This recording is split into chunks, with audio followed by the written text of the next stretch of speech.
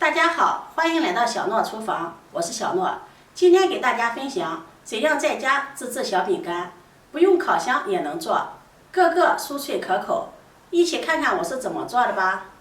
首先，我们准备一下今天小饼干所用到的食材：100克的普通面粉，50克的玉米淀粉，15克的白糖，10克黄油，1个鸡蛋。我们先把面粉、淀粉、白糖倒入大盆中，用筷子把它搅拌均匀。搅匀后，再往里面打入1颗鸡蛋，软化好的黄油也加进来，用筷子给它们搅拌均匀。如果觉得面粉有些干的话，可以再加入少许的清水。这里需要注意的，一定不要揉面，用手把面粉给它抓匀，把面团揉起筋了就没有那么疏松了。我们和的面一定要注意，不要太软了。还有一点干面粉抓捏不上来，再加入一点点的清水，把它抓捏成团就可以了。接下来案板上铺上保鲜膜，把面团放上来，用手把它按扁，再用保鲜膜给它包起来，包得松一点。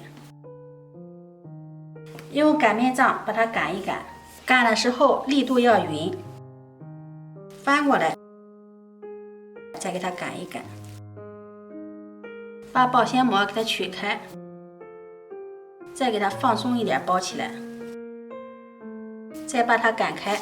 我们用保鲜膜包起来擀的目的，就是它不粘案板，不粘擀面杖，把它擀开、擀大、擀得薄一些。擀的厚度在2毫米左右就可以了，像视频中这样。然后找一个盖子，用盖子压出一个个的小饼。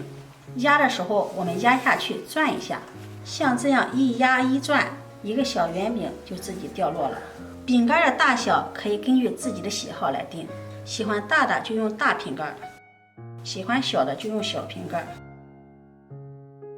全部压好后，我们再扯去多余的面片，多余的面片再给它抓捏成团，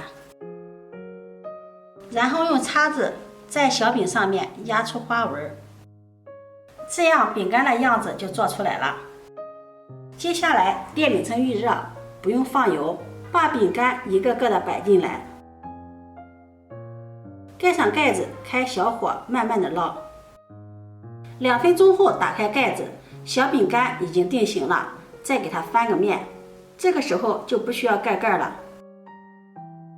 趁这个时间，我们再把多余的边角料再次按扁、擀开，压出小圆饼，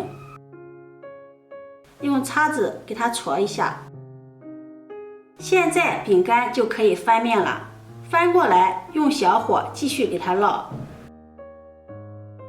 一直把饼干烙得两面发黄、酥脆就可以出锅了。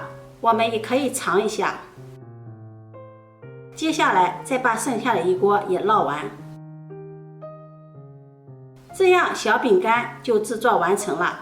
看一下这个酥脆程度，一捏就碎了。加入了鸡蛋、黄油，这个饼里面还是空心的，更加的疏松，奶香味十足。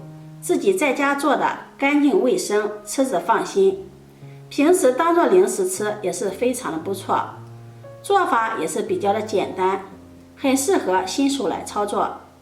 如果你喜欢，就收藏起来试试吧。喜欢我的视频，记得点赞、关注、转发，点我头像可以看到更多美食视频。